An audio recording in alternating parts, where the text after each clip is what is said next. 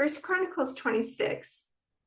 These are the divisions of the gatekeepers. From the Kohathites, there was Meshelemiah, son of Kori, of the family of Abiasaph.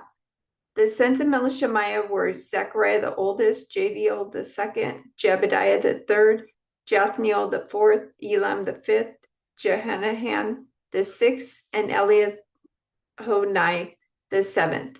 The sons of Obed-Edom, also gatekeepers, were Shelemiah the oldest, Jozabad the second, Joah the third, Zachar the fourth, Nathaniel the fifth, Amiel the sixth, Issachar the seventh, and Pulathai the eighth. God had richly blessed Obed-Edom. Obed-Edom's son Shemaiah had sons with great ability who earned positions of great authority in the clan. Their names were Othni, Rephniel, Obed, and Elzabad. Their relatives Elihu and Shemachiah were also very capable men. All of these descendants of Obed-Edom, including their sons and grandsons, 62 of them in all, were very capable men, well qualified for their work. Melishemiah's 18 sons and relatives were also very capable men.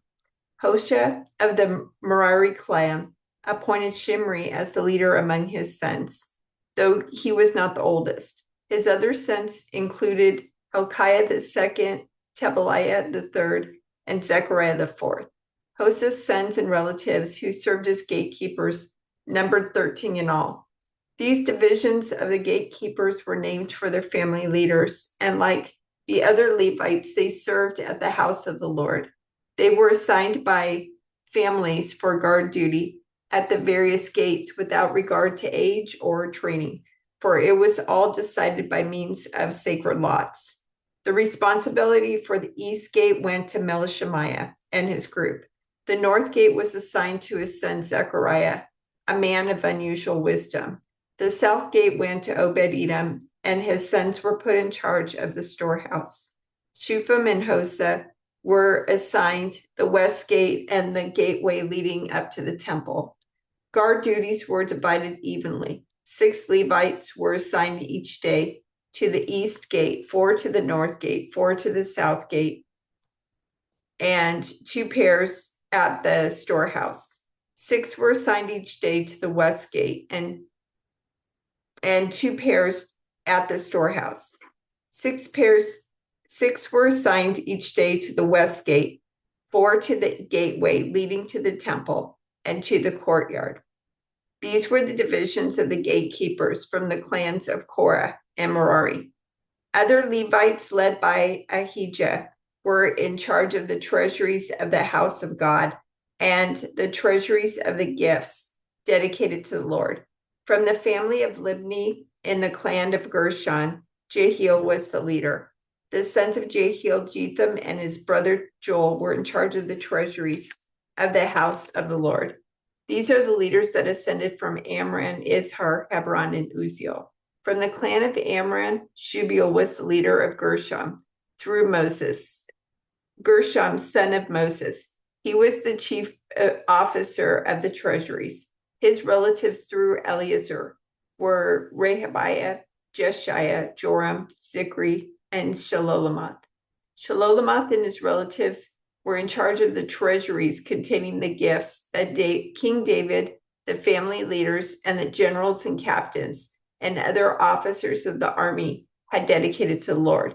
These men dedicated some of the plunder they had gained in battle to maintain the house of the Lord.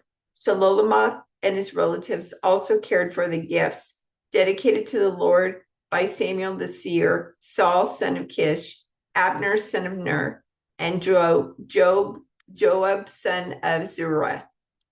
All of these other dedicated gifts were in their care too. From the clan of Izhar came Kenaniah. He and his sons were given administrative responsibilities over Israel as officials and judges. From the clan of Hebron came Hashabiah. He and his relatives, 1,700 capable men, were put in charge of the Israelite lands west of the Jordan River. They were responsible for all matters related to the things of the Lord and the service of the king in that area. Also from the clan of Hebron came Jeriah. who was the leader of the Hebronites, according to the genealogical records. In the 40th year of David's reign, a search was made in the records, and capable men from the clan of Hebron were found at Jazer in the land of Gilead. There were 2,700 capable men among the relatives of Jeriah. King David sent them to the east side of the Jordan River and put them in charge of the tribes of Reuben and Gad and the half-tribe of Manasseh. They were responsible for all matters related to God and to the king. This is the list of Israelite generals and captains and their officers who served the king by supervising the army divisions that were on duty each month of the year. Each division served for 1 month and had 24,000 troops. Joshabim, son of Zabdiel, was the commander of the first division of 24,000 troops, which was on duty during the first month. He was a descendant of Paris, who was in charge of all the army officers for the first month. Dodai, a descendant of Ahoah, was the commander of the second division of 24,000 troops, which was on duty during the second month. Mikloth was his chief officer. Benaniah, son of Jehoiada, the priest, was commander of the third division of 24,000 troops, which was on duty during the third month. This was the Benaiah who commanded David's elite military group known as the 30. His son, Amizabad, was his chief officer. Ashahel, the brother of Joab, was commander of the fourth division of 24,000 troops, which was on duty during the fourth month. Ashahel was succeeded by his son, Zebediah. Shammah, the Israelite, was the commander of the fifth division of 24,000 troops, which was on duty during the fifth month. Ira, son of Ikish, from Tekoa, was commander of the sixth division of 24,000 troops, which was on duty during the sixth month.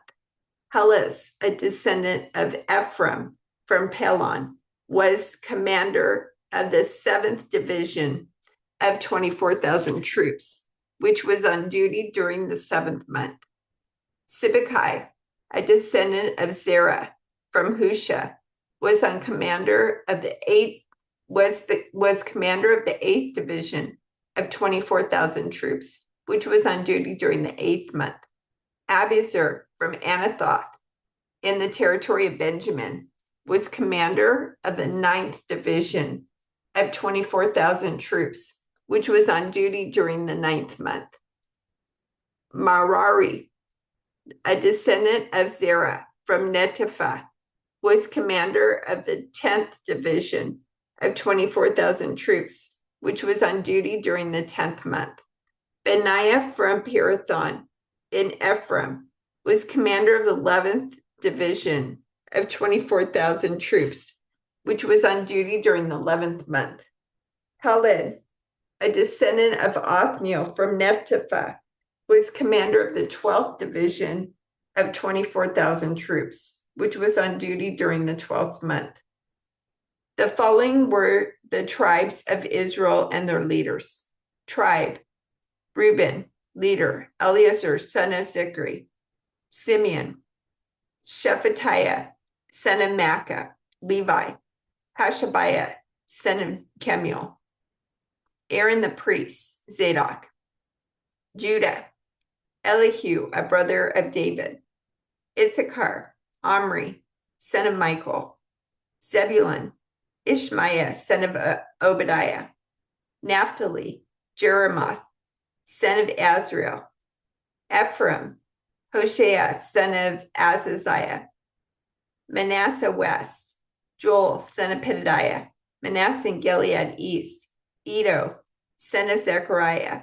Benjamin: Jaziel, son of Abner. Dan: Azarel, son of Jehoram. These were the leaders of the tribes of Israel. When David took his census, he did not count those who were younger than 20 years of age, because the Lord had promised to make the Israelites as numerous as the stars in heaven. Joab, son of Zeruiah, began the census, but never finished it because the anger of God fell on Israel. The total number was never recorded in King David's official records. Asmaveth, son of Adiel, was in charge of the palace treasuries. Jonathan, son of Uzziah, was in charge of the regional treasuries throughout the towns, villages, and fortresses of Israel. Ezri, son of Caleb, was in charge of the field workers who farmed the king's lands. Shimei from Ramah was in charge of the king's vineyards. Zabdi from Shephem was responsible for the grapes and supplies of wine. Baal-Hanan from Gedar was in charge of the king's olive groves and sycamore fig trees in the foothills of Judah. Joash was responsible for the supplies of olive oil. Shidrai from Sharon was in charge of the cattle on the Sharon plain. Shaphat, son of Adlai, was responsible for the cattle in the valleys. Obiel, the Ishmaelite, was in charge of the camels. Jediah from Maranoth was in charge of the donkeys. Jasis, the Hagrite, was in charge of the king's flocks of sheep and goats. All these officials were overseers of King David's property. Jonathan, David's uncle, was a wise counselor to the king, a man of great insight, and a scribe. Jehiel, the Hakmonite, was responsible for teaching the king's sons. Ahithophel was the royal advisor. Hushai the Archite was the king's friend. Ahithophel was succeeded by Jehoiada, son of Benaiah, and by Abiathar. Joab was commander of the king's army. David summoned all the officials to Israel to Jerusalem, the leaders of the tribes, the commanders of the army divisions, the other generals and captains, the overseers of the royal property and livestock, the palace officials, the mighty men, and all the other brave warriors in the kingdom. David rose to his feet and said, "My brothers and my people, it was my desire to build a temple where the ark of the Lord's covenant, God's footstool, could rest permanently. I made the necessary preparations for building it. But God said to me, 'You must not build a temple to honor my name, for you are a warrior and have shed much blood. Yet the Lord, the God of Israel, has chosen me from among all my father's family to be king over Israel forever. For he has chosen the tribe of Judah to rule. And from among the families of Judah, he chose my father's family. And from among my father's sons, the Lord was pleased to make me king over all Israel. And from among my sons, for the Lord has given me many, he chose Solomon to succeed me on the throne of Israel and to rule over the Lord's kingdom. He said to me, 'Your son Solomon will build my temple and its courtyards, for I have chosen him as my son, and I will be his father. And if he continues to obey my commands and regulations as he does now, I will make his kingdom last forever.' So now, with God as our witness and in the sight of all Israel, the Lord's assembly, I give you this charge. Be careful to obey all the commands of the Lord your God, so that you may continue to possess this good land and leave it to your children as a permanent inheritance. And Solomon, my son, learn to know the God of your ancestors intimately. Worship and serve him with your whole heart and a willing mind. For the Lord sees every heart and knows every plan and thought. If you seek him, you will find him. But if you forsake him, he will reject you forever. So take this seriously. The Lord has chosen you to build a temple as a sanctuary. Be strong and do the work." Then David gave Solomon the plans for the temple and its surroundings, including the entry room, the storerooms, the upstairs rooms, the inner rooms, and the inner sanctuary, which was the place of atonement. David also gave Solomon all the plans he had in mind for the courtyards of the Lord's temple, the outside rooms, the treasuries, and the rooms for the gifts dedicated to the Lord. The king also gave Solomon the instructions concerning the work of the various divisions of priests and Levites in the temple of the Lord. And he gave specifications for the items in the temple that were to be used for worship. David gave instructions regarding how much gold and silver should be used to make the items needed for service. He told Solomon the amount of gold needed for the gold lampstands and lamps, and the amount of silver for the silver lampstands and lamps, depending on how each would be used. He designated the amount of gold for the table on which the bread of presence would be placed, and the amount of silver for the other tables.